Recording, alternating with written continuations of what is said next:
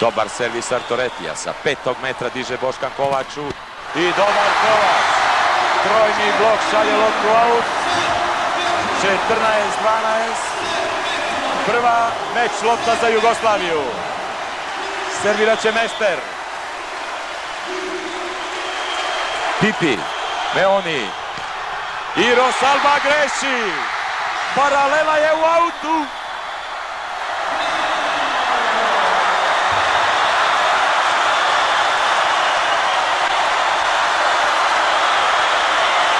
Posle 142 minuta dramatične borbe, Pionir se ne stišava, jer Jugoslavija je posle 7 uzastopnih poraza u posljednje 2 godine od Italijana uspela da pobedi svetske prvake 3-2, da ih se revanšira za tragičan poraz od sinoć.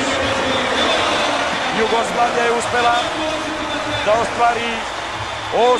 pobedu od 12 kola u svom debiju Svetske lige.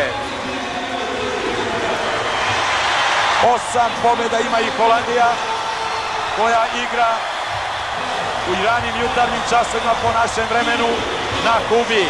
Izgubila je jutros od Kube.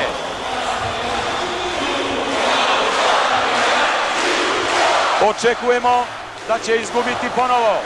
Naši imaju bolji set količnik. Ako ne izgube, šta se događa?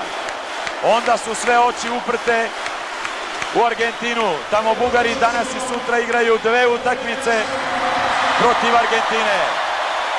Moraju obe da dobiju da bi nas pretekli, da bi umjesto nas otišli u Moskvu. Da li smo već u Moskvi? Ja se nadam da jesmo. U svakom slučaju čestitke reprezentativcima Jugoslavije. Smogli su snage da se ne ponovi ono što se dogodilo sinoć. Pobedili su Italijane, ostvarili 8. pobedu. Zauzeli su 2. mesto u svojoj grupi. Zaradili su